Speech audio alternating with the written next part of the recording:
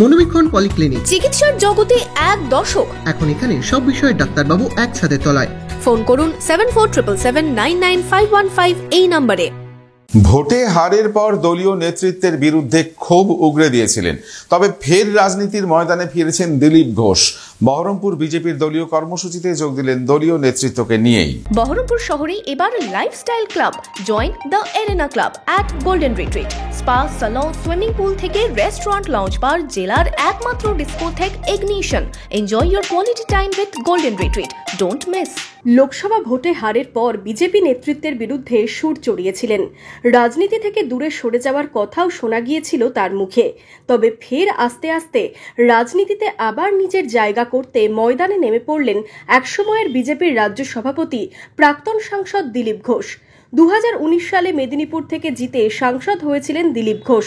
তিনি দলের রাজ্য সভাপতি থাকাকালীন বিজেপি এ রাজ্যে 18টি লোকসভা আসনে জয়ী হয়। তবে গত লোকসভা ভোটে দল তাকে মেদিনীপুর থেকে সরিয়ে প্রার্থী করেন বর্ধমান দুর্গাপুর থেকে। এই নিয়ে ক্ষোভও দেখান তিনি, যদিও পরে সেই আসন থেকে লড়াই করে পরাজিত হন দিলীপ ঘোষ। এরপরেই দলের নেতৃত্বের বিরুদ্ধে অসন্তোষ প্রকাশ করতে দেখা যায় তাকে। অনেকেই দিলীপ ঘোষ আর রাজনীতিতে থাকবেন কিনা তা নিয়ে প্রশ্ন তুলেছিলেন। তবে রবিবার বহরমপুরে ফের রাজনৈতিক কর্মসূচিতে দেখা গেল দিলীপ ঘোষকে।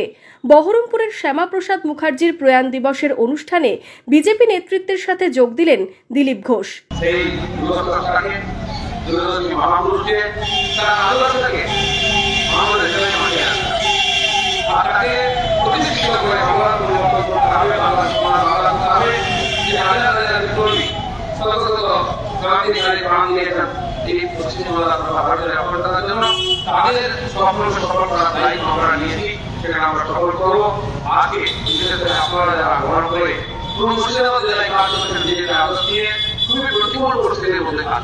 এদিন সভা থেকে তিনি দাবি করেন, শ্যামাপ্রসাদ মুখার্জির আদর্শকে প্রতিষ্ঠিত করার লক্ষ্য 2026-এর বিধানসভা ভোটকে সামনে রেখে দিলীপ ঘোষ কি আবার সক্রিয়ভাবে দলের কাজে নেমে পড়বেন, এখন সেটাই দেখার।